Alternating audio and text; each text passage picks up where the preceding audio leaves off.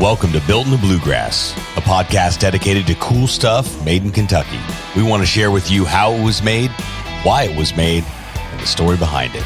And now, here's your host.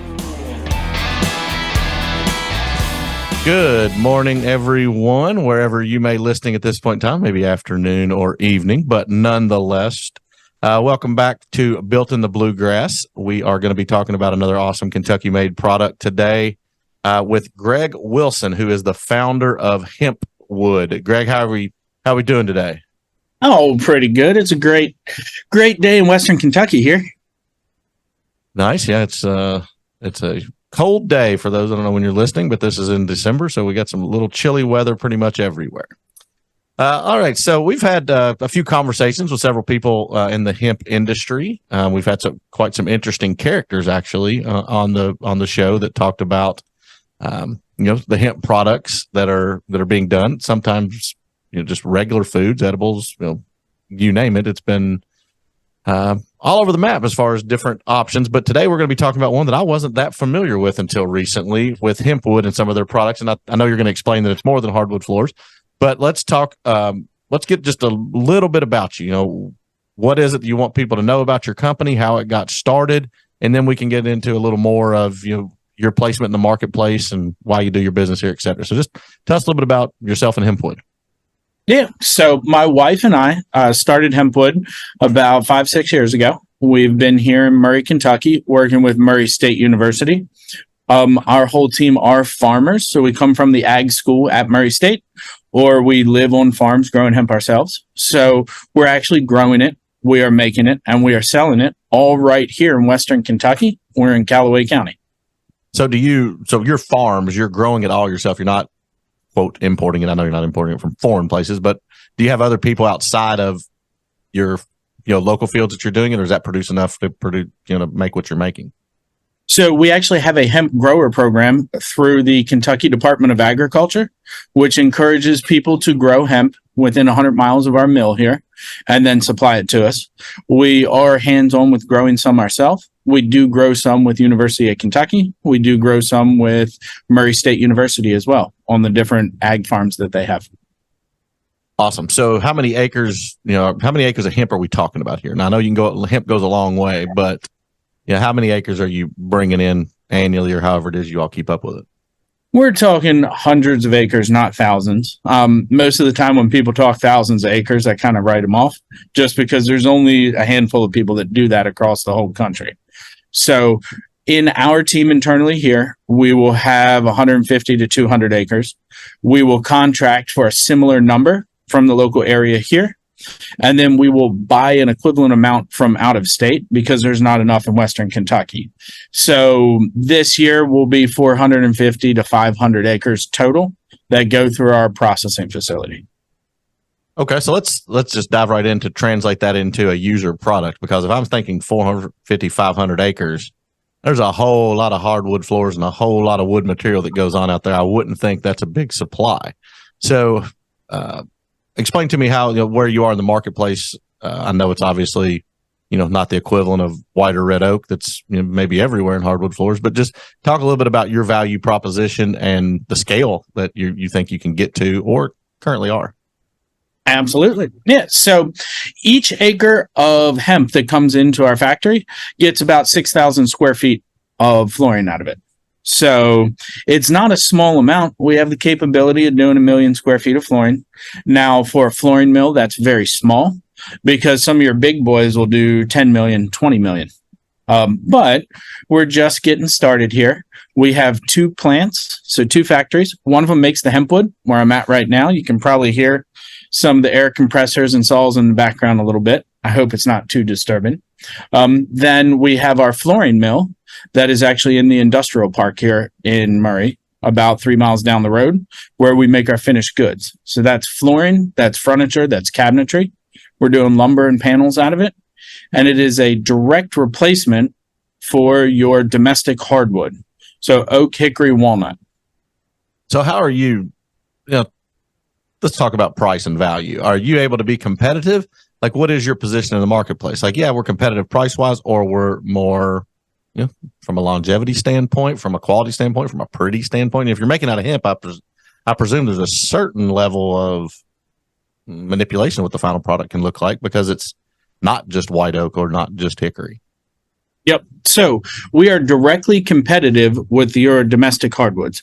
You can always go to Lowe's or Home Depot and find some sort of imported garbage that comes from Southeast Asia, manufactured with Russian or Ukrainian wood in it. That's kind of the normal for white oak, but they call it European oak, assembled in Cambodia with Russian plywood and Ukrainian white oak on top. What we do, being domestically competitive with like Graff Brothers, which are here in Kentucky as well, or you got Somerset, we have flooring between $6 and $10 a square foot, depending on how fancy you want to get. We have different grades, like you got your premium select and you got your common grade. We have commercial and we have residential. So as far as a price point, we're right there with our folks that are also making wood flooring in the Commonwealth here. With our value proposition, we have the healthiest flooring on the market and the most sustainable flooring option on the market. And I say healthiest because we've developed a soy-based glue to replace formaldehyde, because when I was working in China building bamboo flooring mills, I actually wrecked my lungs. I have some serious health implications from that, where I have to go and get worked on every couple of years. And so we decided to work with the United Soybean Board and the Kentucky Soybean Board to develop this soy protein glue, so you have no dirty chemicals, no off-gassing happening inside of your home. So yeah, you work in it every day, particularly in a mill or something. That's one thing. What are the safety issues? It's just in my house, down on my floor. The glue's under the wood, if at all. A lot of times it's nailed down. So what are the implications? I know, to the common person as opposed to somebody who's working it every day. Like, how can I really relate that to my life every day in my flooring? Like, does it pose a danger to me in using the pre-made LVLs, et cetera? Absolutely does. So that's something that they don't really talk about, is that your VOCs, volatile organic compounds, that emit into your home, that emit when someone is installing the floor, or that emit when you're manufacturing the product, are definitely not good for you. I can say that the closer you are to the manufacturing source, the worse it is, because you're turning a liquid into a solid. Whenever they're making plywood, what's called Baltic birch, that's Russian birch with phenol formaldehyde putting it together, and you don't want to work in that mill or you'll end up like me. So for the manufacturer, it's horrible. And a lot of these products aren't even allowed to be manufactured in the United States because of the dirty chemicals in it.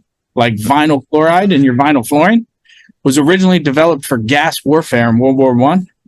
That's what the Germans shot at the British. And now it's in 2/3 of the flooring in the United States. And you're not allowed to actually compound that stuff in the US with all of the toxins and off-gassing. So that's why it's all imported from overseas. So they get around the dirtiest part of it by making it overseas. And that's typically your cheaper products. And then for the installer, if you smell what your flooring smells like when you hit it with a chop saw, that's your VOC emissions. That's not a good thing to have. The new car smell or plastic means that you're breathing in a bunch of dirty stuff. And so the installer has it worse than the homeowner. And the homeowner, your issues really happen when temperature changes inside of your home and you don't have ventilation. Like if you keep your windows closed or you don't have your souped up ventilation systems, then that stuff builds up. Like if you go into a room where it was really hot and you had the door closed, you walk into there and it just smells off. That's what's off-gassing from your flooring, from your walls, from the different elements that are inside of your house. And typically the cheaper you go, the more imported you go, the dirtier it is, because you can kind of cover up what's going on. So, all right. So let's talk about that from a company perspective. We do a lot, to talk about like why you do it here, but talk just about, you mentioned Murray State University. You're hearing more and more about the carbon emissions, the whole thing that goes along with sustainability, all these key words that, some you can argue go too far, some don't. There's always that discussion. So talk a little bit about your company, your ownership, the take on, those types of things, and the involvement with doing business with the local universities or the ag department? How do you all integrate, if you will? Oh, absolutely. So we are the only carbon negative fluorine on the market. And I don't get into the whole climate change and who caused what, because there's so many different factors there. But I can say that it's easy to see that if you can turn your waste, like we do here in the mill, into your thermal energy, then you're removing fossil fuels being used in your production process. And that gets you extra points when selling into commercial builds. It also means that I don't have to pay somebody to haul off my waste hemp. I can actually turn it into my energy here and reduce my cost of goods. And we have something called a bio burner that was made right here in Kentucky. And that takes our hemp, we grind it up, it burns it, and it turns it into biochar, which comes out the other end. And that's a fertilizer for planting hemp the next year. So we can turn our waste into energy with the byproduct of fertilizer and then get extra brownie points for having a carbon negative product out there. So instead of just telling somebody to change what they're doing, if you can figure out a way where it saves you money, then it makes sense the whole way across. Kind of like electric vehicles are. You don't got to pay for gasoline. That's the thing that kind of moves the needle. And then the fact that an electric vehicle performs better with acceleration or something like that, that's kind of icing on the top. You can't say, hey, do this because it's better. You have to say, do this because it makes it a more viable product. And then, oh yeah, by the way, it makes us more sustainable because we're not using a bunch of dirty chemicals or we're not using a bunch of dirty energy. Cool. Yeah. So I'm trying to drag out of you something with the systems that you work with, the Department of Agriculture and Murray State. I presume those are things that they are pushed by most of those entities, schools, et cetera, is to go that route. And you're correct. The dilemma is always, is it marketable? Does it work? If you're going to be 3 times as expensive for your floors, good luck hitting the market. It has to be, and again, not to be political, but you got to make it work all around. So with the people that are around you, do you feel that Murray State is pushing that? Is that something that your ownership and your board really push for? Talk about like what, sure, go to market, but also the things that you just mentioned. Oh, absolutely. So as the majority owner of this company, I can say that the environment is super important to me. I'm a bow hunter. I live on a farm. I recognize what's happening out there. So if you see the ducks are migrating later than they used to, and you can see that fish are turning on and off at different time frames than they used to, you can see that the temperature is changing. And so that makes a big difference to me as a farmer, as an outdoorsman, where you can actually see these things happening in real time, where duck hunting now in the Commonwealth is good at Christmas. It's not good at Thanksgiving anymore because those ducks are staying up north. So the practical application to people that are in the outdoors is there. It is visible. I can say that Murray State University introduced me to Scott, who makes these bioburners here in Kentucky, because they have one in their equine center, and they can take their shavings from the horse stalls and turn it into their heat for the building. And I said, well, wouldn't it be neat to do that with our waste hemp here in the mill? And that actually gets you your green points. So those technologies are for sure coming out of Murray State University. Those technologies are being supported by the state and the federal ag departments, because for setting up that bioburner, we got a renewable energy grant that reimbursed 25% of the cost of doing it, which was essentially the cost premium of putting a system like that into play here. And then it pays for itself in the long run. So working with the government to implement these renewable energy systems, I mean, when the government says do something, you don't fight it. You just have to figure out how it fits into what you're doing, or you're going to just be swimming upstream the whole time. And so when they say, hey, we've got programs that can help you make a more sustainable product, why not take advantage of it? So Murray State, we've mentioned them a few times now, you're not from Kentucky, correct? So you came here for a reason, and you chose Kentucky for a reason. Let's talk about some reasons you came here and why you stayed and why you think it'll work for the future. Oh, absolutely. So I was living in China with my wife. We were making bamboo flooring. So 20 years ago in college, I wrote an algorithm that turns a plant fiber into a wood composite. And that's how strand woven bamboo flooring came about. I wasn't the kind of inventor per se of the process. I was the guy who put it into numbers, which equaled a patent and a standard operating procedure for making a log out of bamboo. And so in working with that, the Chinese government actually beat us up a little bit. They deemed our company to be a monopoly because my boss was suing companies that were infringing on the patents, making the same product. And when that one got deemed to be a monopoly, he had me start looking at different raw materials that you could put into this process. And we came up with what's called strand woven eucalyptus. You can find that at every Lowe's in the United States. And hemp, or what we called weedwood at the time, had come as a possible raw material, but we didn't know anything about it. When the 2014 Farm Bill passed, and Kentucky was a leader in passing that, which was Congressman Comer, as well as Ryan Quarles, who became the ag commissioner, and Murray State. Murray State was the first place in the United States that put hemp seeds in the ground.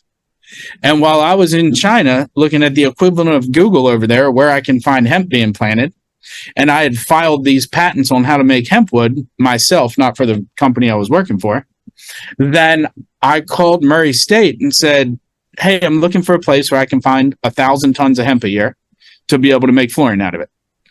And they said, come on down. Dr. Brannon was the dean of the ag school and the guy that I had seen on the news planting the hemp. He said, I've been waiting for someone like you to call. When are you coming down? You're calling from China. What do you do? And I said, I do bamboo flooring. I believe hemp will work. We filed some intellectual property. And he actually set me up in my first visit from China, was setting up a pilot plant on the West Farm on Murray State campus to try to see if this would work. And the soy-based glue that we were working with came from Oregon State University, which I had worked with for a while, trying to implement that into the bamboo. But our customers said it would make it too expensive to use a plant-based glue as compared to formaldehyde. But when I was doing this one on my own, with my own dollars, I decided I wanted to implement it because of my health conditions. So Murray State said yes. Oregon State, which actually was legal to use or to grow hemp at that time, 2016, 2017, was afraid to touch us because they're a land-grant university getting all these federal dollars. So they shunned the project. Murray State said, you want to create 24 jobs in town here? Come on down. So we ended up here in the state of Kentucky. Nice. So some of your farms are actually, you're leasing land from the university, so you're right there around it. How many acres do you say that it is you farm today? So the farm that I live on right now is 140 acres. It is not all row crop land. We grow a little bit there. The Kelly farms and the Low farms that are directly right around our factory here, they grow a significant amount of our hemp and do a lot of the custom harvesting for it. We also worked with Swift Farms here and Workman Farms. So those are kind of the four in Western Kentucky that have been good with us. So if I'm looking at products to grow, and let's just say it's profitability, whatever you want to use from a metric to make it make sense to grow hemp over corn or soybeans or whatever it may be, can you make it make sense for each of those farm owners, including Murray State, besides the educational and research piece? So the answer is maybe. With the maybes. It's not clear cut. Nothing in farming is clear cut. So everybody will understand that. So with the program that is in place through the Kentucky Department of Agriculture, which I encourage anybody to reach out to us if you want to grow some hemp in Western Kentucky, it makes it so the farmer will not lose money because you don't have your insurances. You don't have all of your different herbicides and pesticides that have been tried and true to use on hemp. And so this program to grow hemp as a specialty crop guarantees to the farmer they won't lose money. And that's a pretty strong thing in farming because everybody knows pretty often in farming you lose money. So, yeah, I mean, it's kind of like what crop insurance did to, it sort of to streamline the whole income piece of it. And so you feel it is tantamount, it's about the same as, your other ventures that you get into, because if it's not sustainable, these programs eventually go away. They can't always be propped up by the government. Is it going to stay? Correct. Yep. So that is our objective here. Right now, with the price of corn down this year, corn was at $8. Now it's $5 or so, even under $5. I can say that we're neck and neck with corn. There's not an issue saying that. Beans are still up there, and your input cost for beans are lower than corn. And your actual value that you get out of beans now are higher. So soybeans are the winner right now. I would not be telling the truth if I said it was more profitable than beans. We're right neck and neck with corn, and it all depends what we can pay for it and how much you can get per acre. But having it right there is the objective. I can say that also there are some different crops that we're testing, trying to get 2 hemp crops off of one field in a year without having to do additional inputs like seeds and fertilizers. We also did have some successful trials where you can plant hemp early. On 9 acres, I believe we did this year, where you planted hemp. If you can plant it in April, you can harvest it in July and get your beans on the backside of that. And so you can get 2 crops off of one piece of land without having to refertilize. And then, yes, it is more profitable than some of these other ventures, because you're getting to use that same land rent twice, or pay it one time for 2 crops, as well as your same inputs, fertilizers, things like that. So let's roll this back to Kentucky and why you're staying, why you think you will or won't, and then what is the main reason you think you're gonna stick it out in Kentucky? Why does it make sense here versus Illinois, Oregon, some other places? I know Kentucky's traditionally been great for hemp, but why? Base principle is the way you have to look at all of these kind of game-changing or completely different products or things that you do. The base principle of growing hemp in a state where it was historically the best place to grow hemp in the United States means that the hemp is going to grow better here. Before there was regulation, it was called Kentucky hemp because it grew the best here in the United States. You could argue Missouri, Kansas did fairly well, but this region right here is where it was before they regulated it out of commission. So the product being here or being grown here will be here to stay. I can say that the manufacturing ability in the Commonwealth here is greater than 3/4 of the other states in the United States. So you got your crop being here. You've got your right to work rules where people come in and they get paid for what they do. You don't have unions trying to force stuff down your throat. You don't have a lot of the regulation that you would have. I couldn't dream manufacturing in New York or California, my main markets, but would not be a very friendly place to make stuff. And so being able to make it here more efficiently and being centrally located means you can transport it to a lot more areas in 1 or 2 days. So those things are essential to what we're doing. And I can say that when the federal government came after me and my business for what we were doing here and took us to court, the state of Kentucky was my key witness and stood up and literally said, if you're going to sue Greg for using a controlled substance inside of this bioburner, the renewable energy grant that we got, then you're going to have to lock up every farmer in the state of Kentucky who's got a canvas sack or a hemp rope. And that goes a long way with loyalty of saying, if the state stands up to the federal government for you, then you've got a safe home to be able to make your products in. So talk about you mentioned regulation a couple times there, and you talked about, New York versus Kentucky from just let's call it red tape point of view.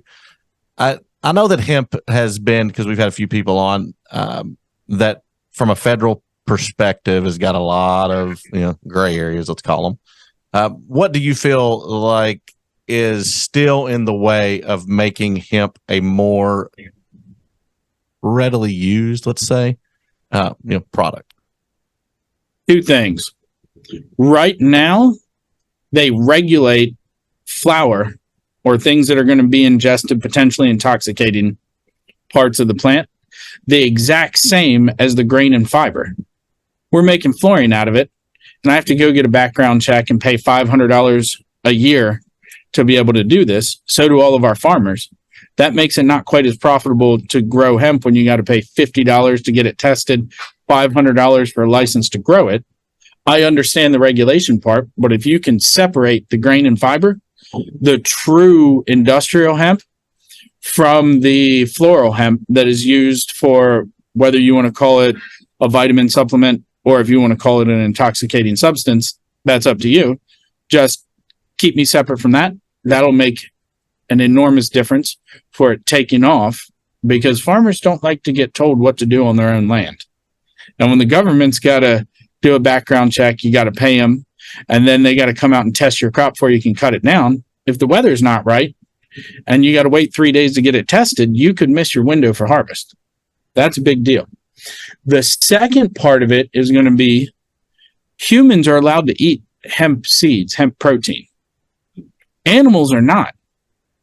If anybody's into agriculture and knows that the reproductive part of a plant is always worth more, the seeds, whether it's corn, beans, or hemp, than the stalk or the fodder that comes out of it, your baseline use for that seed is animal feed.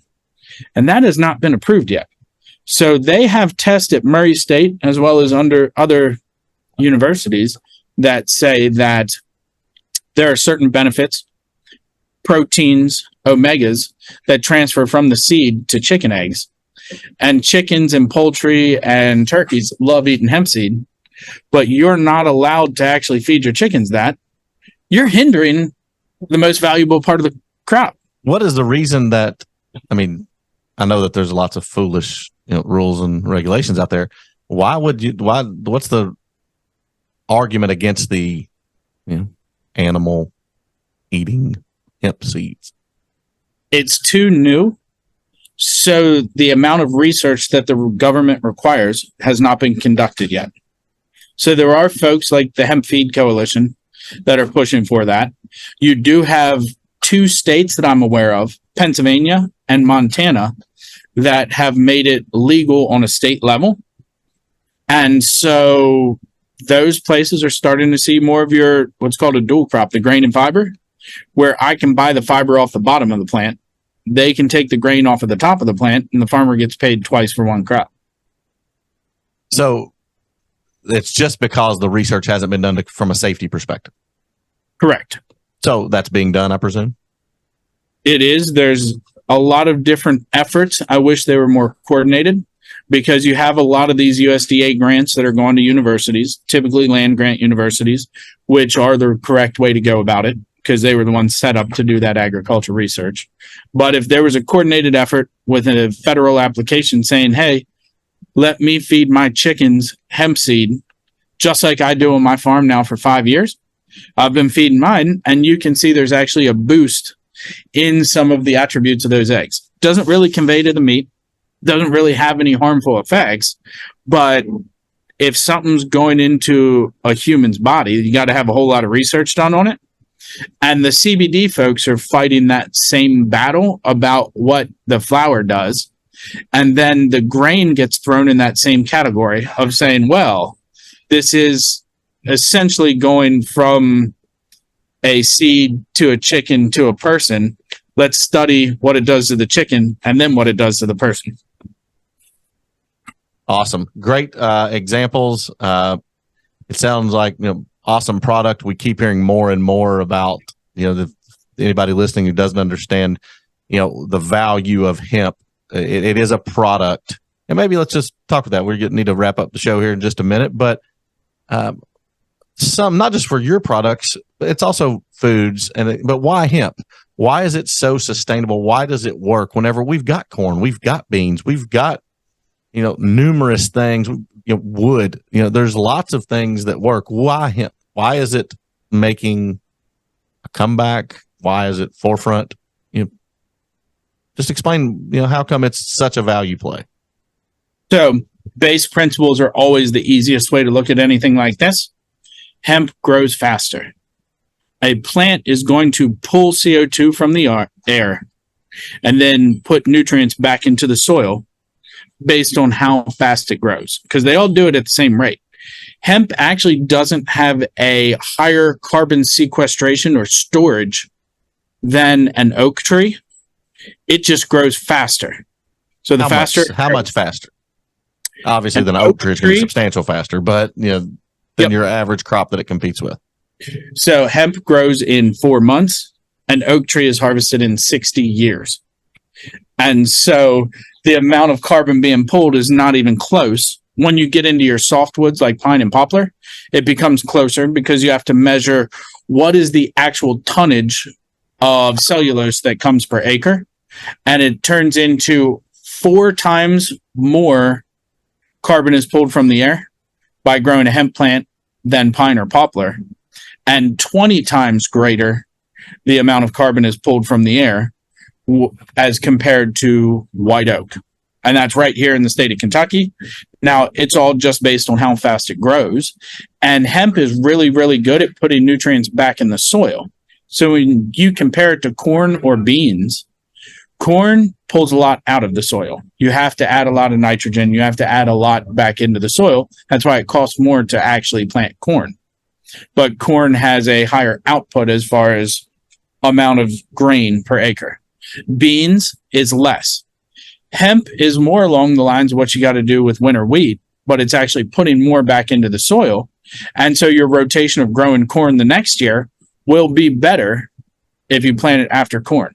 And so as a rotational crop, it's a net benefit. You got to get the dollar value of it up there so people can actually kind of put it into their rotation.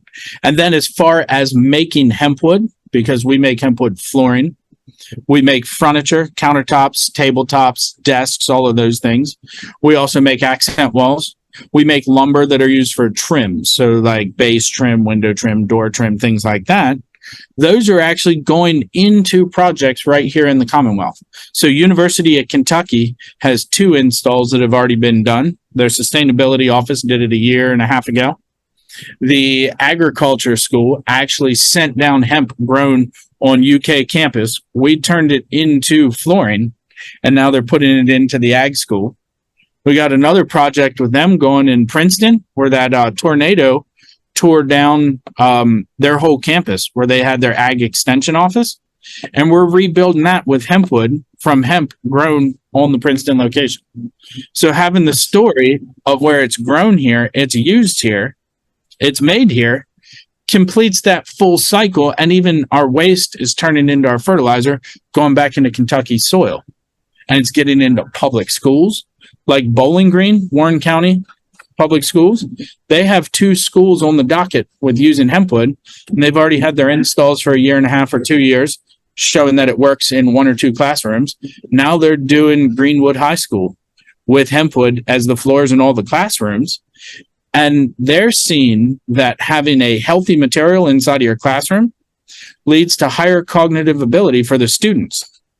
And so they're breathing in cleaner air instead of the asbestos tiles or whatever vinyl flooring that goes in. You're breathing in healthier air, which makes you think clear. And so it's also inspiring the kids, because all the kids say, hey, yeah, I'm in that classroom that's got that hemp flooring in it. And it gets them a little bit more excited to be in the classroom. And so that's really paying off. Even Murray State's doing it in their new ag building remodel, where they're growing the hemp, and then we're turning it into hempwood flooring, and they're putting it in their offices to show off to the students, saying, this is ag tech right here, developed by our students, like Tommy, Corn, and Matt, our 3 managers in the office or in the shop here. They all started as interns from Murray State Ag School, and now they're the plant manager for Plant 1, Plant 2, as well as the head of engineering for all of our equipment. Came from the ag tech degree over there. Nice. That was a lot of story around like why hemp. So that was start to finish. So thank you, Greg, for being on. That was a great overview of what's happening. I do think hemp is pretty fascinating, particularly as a Kentucky-based business. Made in the USA, grown, made, and sold right out here from Murray, Kentucky. So it's an awesome thing for the state. We love what you're doing. Glad to hear about it. If somebody wants to get in touch with you, or if they want to find out a little more information, what should they do? Well, hempwood.com, we're the only ones in the world doing it. And so all roads lead to Murray, Kentucky. You can find us there. You can get our phone number or email right off of it. Give us a shout. We can get you some flooring sent out in a week or two.